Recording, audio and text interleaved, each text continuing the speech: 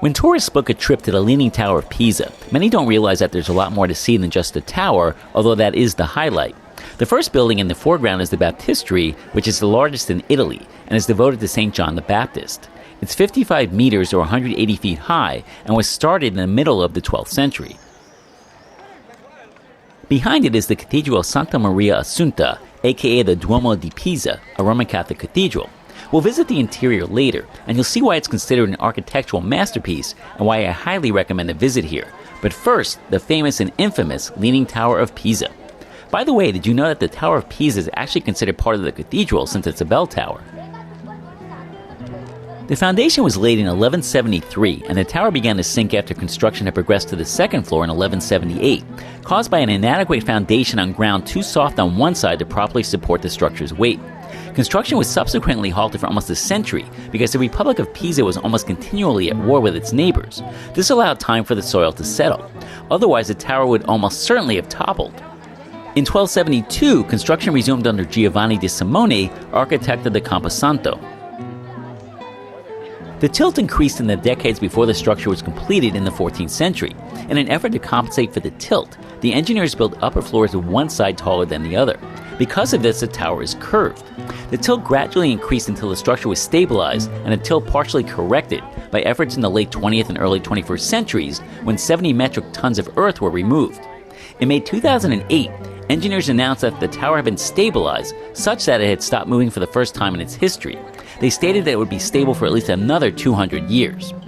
The tower was closed to the public from 1990 to 2001, so when I visited here for the first time in 1996, I never got to climb to the top, but this time I am.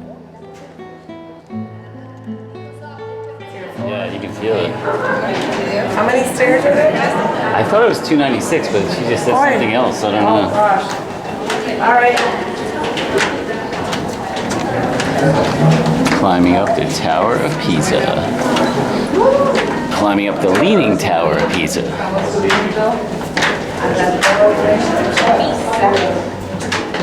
During World War II, the Allies suspected that the Germans were using the tower as an observation post. A U.S. Army sergeant sent to confirm the presence of German troops in the tower was so impressed by the beauty of the cathedral and its tower, he refrained from ordering an artillery strike, sparing it from destruction. Okay. I see daylight. Okay. I need to.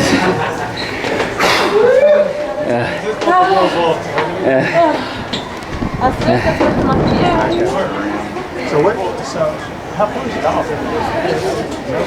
Alright, I'm getting dizzy. Normally I'm nervous because of heights, but this one's like tilted. It's not supposed to tilt for another 200 years. I just need 20 more minutes. Prior to restoration work performed between 1990 and 2001, the tower leaned at an angle of 5.5 degrees, but the tower now leans at about 3.99 degrees.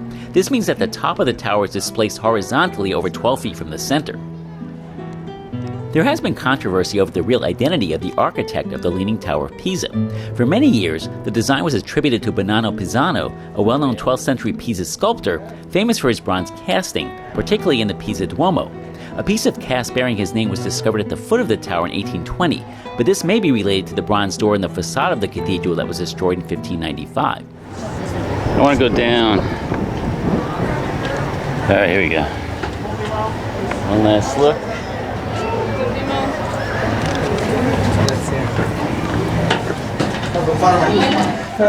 We thought this was the end, but there's more. Is this the top? Yeah, it is. This is the real top, alright. Yeah, this is easy. Oh jeez. It is. Oh yeah. 1, 2, 3. Pisa! Pisa! One possible builder was Geraldo di Gerardo, but many say that D.L.T. Salvi was the original architect, due to the similarity with other D.L.T. Salvi works, notably the Pisa Baptistry. However, he usually signed his name on his works, and there is no signature of his on the tower, so in many ways, the identity of the architect still remains a mystery.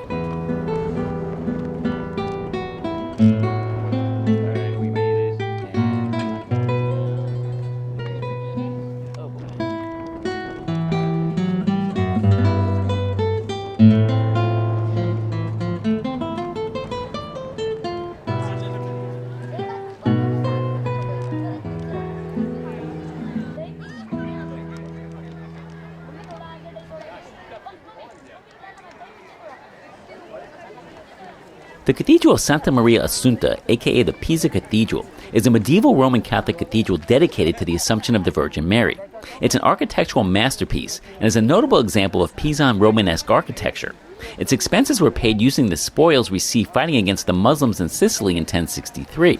In the same year, St. Mark's Basilica began its reconstruction in Venice, evidence of a strong rivalry between the two maritime republics to see which could create the most beautiful place of worship. The structure's present appearance is a result of numerous restoration campaigns that were carried out in different eras. After the fire of 1595, the roof was replaced and different sculptors created the three bronze doors of the facade in the 17th century. There were 68 monolithic marble columns brought here from Sardinia, which was under Pisa's rule. The number 68 represented how many churches were in Pisa at the time of the cathedral's construction. The cathedral has a wooden 17th century coffered ceiling, painted and decorated with gold leaf, and it bears the Medici coat of arms.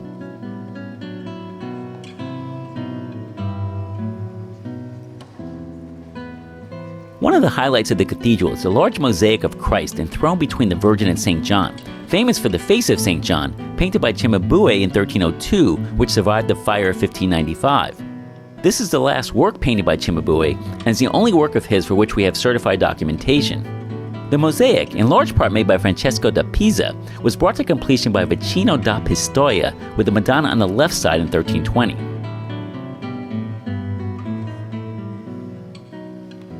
In the early 18th century began the redecoration of the inside walls of the cathedral with large paintings, depicting stories of the blessed and saints of Pisa. The pulpit, a masterpiece by Giovanni Pisano, was built from 1302 to 1310 and survived the fire of 1595. It was then dismantled between 1599 and 1601 and reassembled, and was not returned until 1926 to the cathedral, with some original pieces missing, including the staircase. The pulpit shows 9 scenes from the New Testament. On the slightly curved panels are sculpted the episodes of the life of Christ. Some original features include the presence of sculpted figures in place of simple columns, the use of scrolled shelving in place of arches to support the raised platform, and the sense of movement given by the numerous figures that fill up every empty space. The 27 paintings that cover the galleries behind the main altar, depicting stories of the Old Testament and stories of the life of Christ, were made between the 16th and 17th centuries, mostly by Tuscan artists.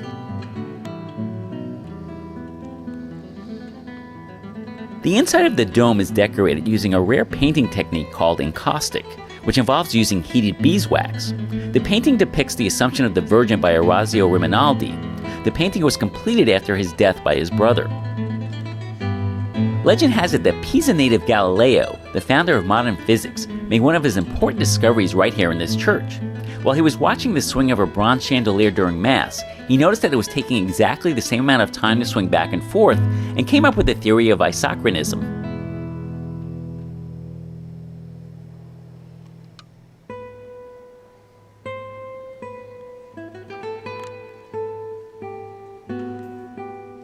The church also houses the relics of St. Reinerius, patron saint of Pisa who died in 1161.